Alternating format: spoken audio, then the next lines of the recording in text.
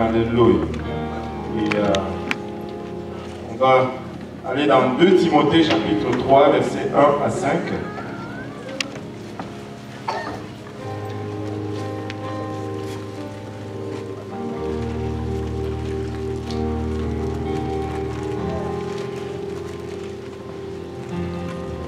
Alléluia. Seigneur est bon.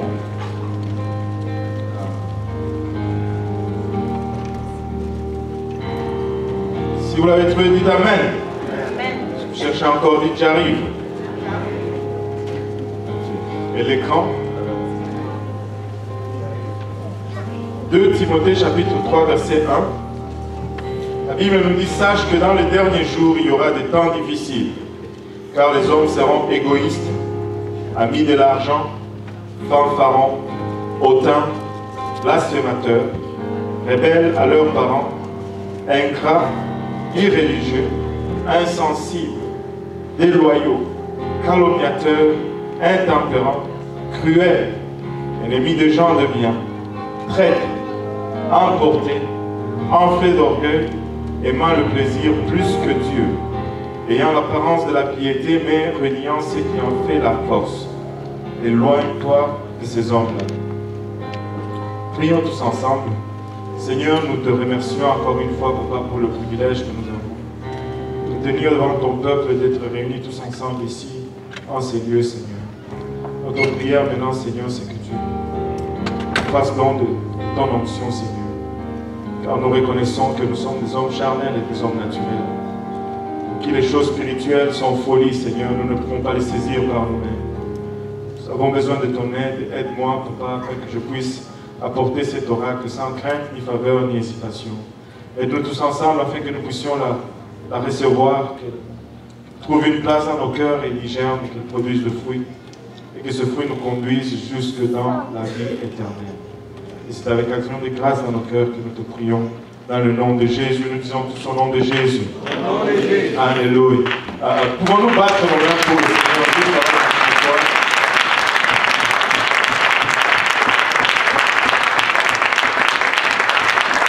Psaume 47, que Dieu nous dise, battez vos mains de tout peuple, et puis célèbre Dieu de tout le jour. Car l'éternel notre Dieu. Alléluia. Éternel Dieu redoutable. Alléluia. Alléluia. Il est un grand Dieu et roi sur toute la terre. Et toute, c'est toute. Il n'y a pas d'exception. Alléluia. N'êtes-vous pas content de servir le roi de rois?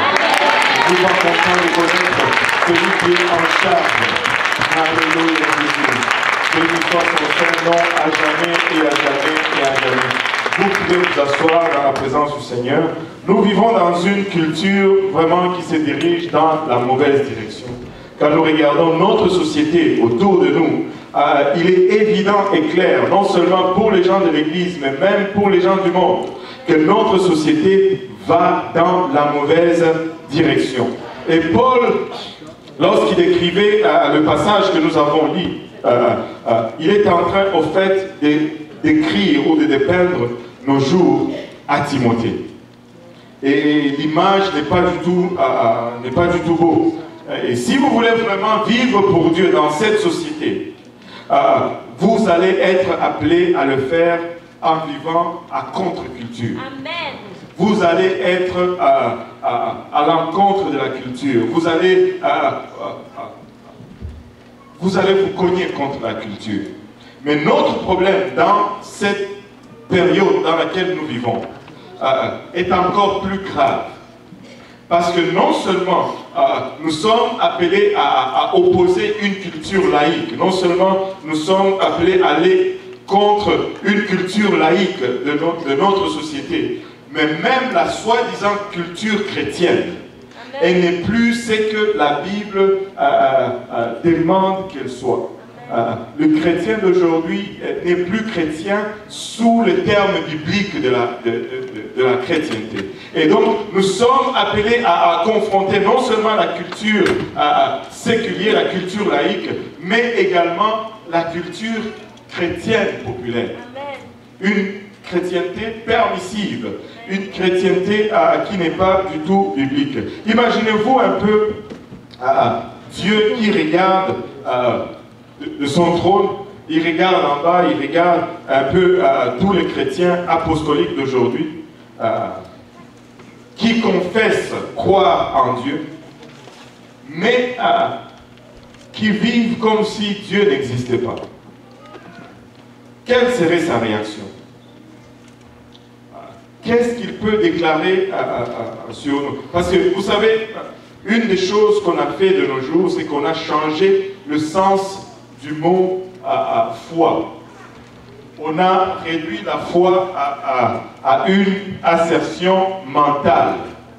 La foi est quelque chose qui reste seulement dans le cerveau. Or, du temps biblique, la foi, ce n'était pas une assertion mentale. La foi était quelque chose d'actif. On vit par la foi. Un homme va agir selon sa croyance. Amen.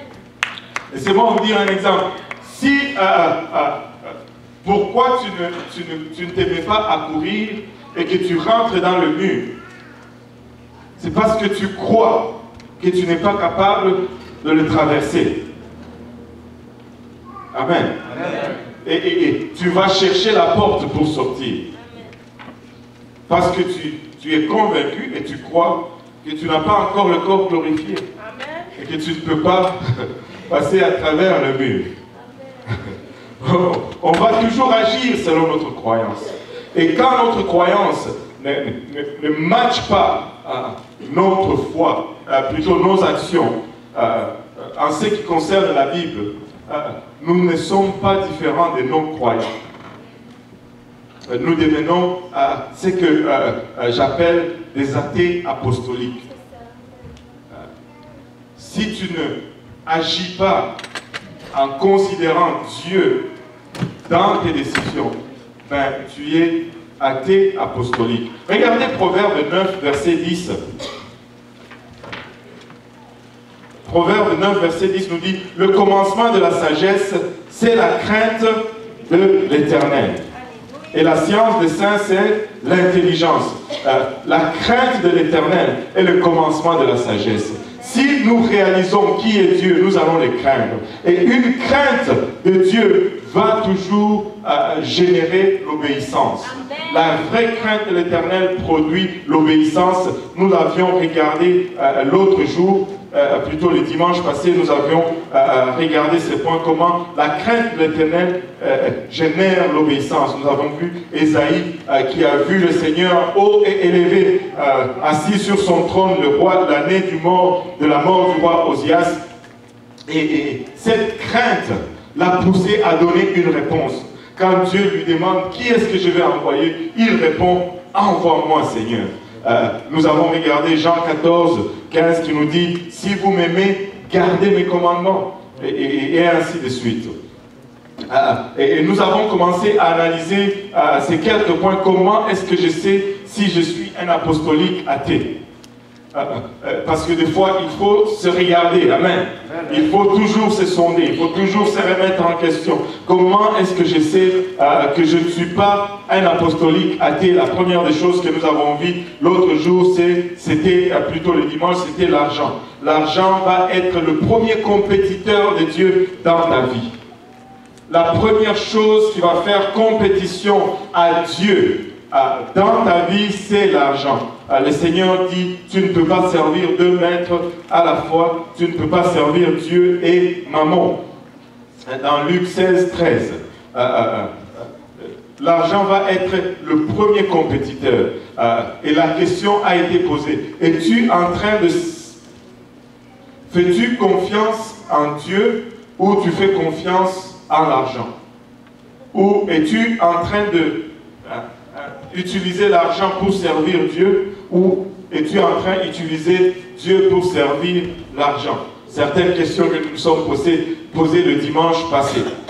Et le deuxième point que nous allons amener aujourd'hui, en ce qui concerne suis-je vraiment un apostolique athée ou pas, c'est le temps. Que tout le monde dise le temps. Le temps. Et les statistiques de l'Église nous montrent que pire que l'argent, le temps est un domaine dans lequel nous faisons encore une fois cruellement défaut. Nous sommes plus cheap vis-à-vis du Seigneur avec notre temps qu'avec même notre argent. Vous savez, c'est le Seigneur qui nous donne le temps que nous avons à vivre ici sur terre. Chaque minute que tu passes, tu le vis par la grâce de Dieu et non pas par la grâce du diable. Nous avons un cœur dans la poitrine et le cœur bat.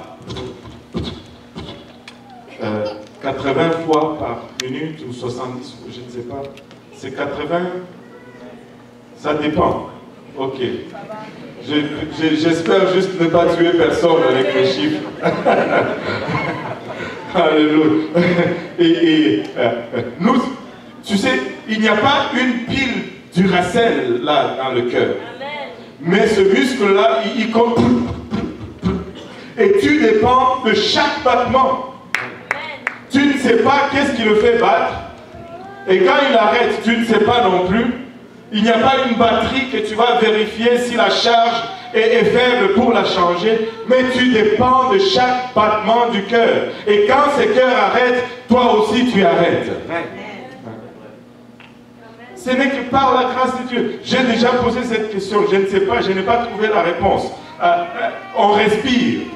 Même quand on dort, on respire. Quand on dort, on n'oublie pas de respirer. Ce qui serait fatal. Mais on respire. Mais qu'est-ce qui fait que nous respirons? Je ne suis pas très intelligent. Je ne connais pas les réponses à ces choses.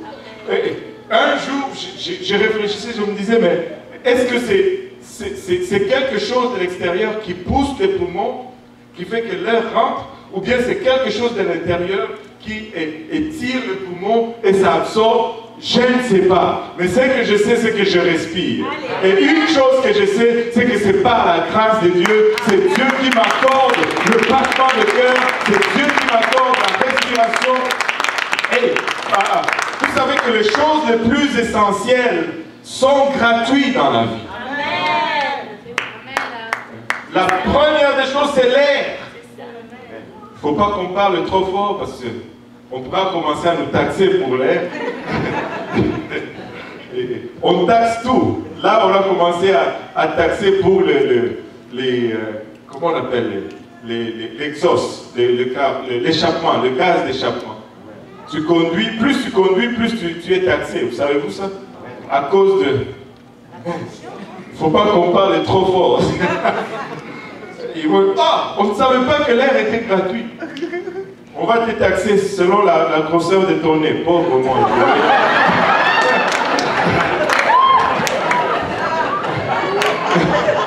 Je vais...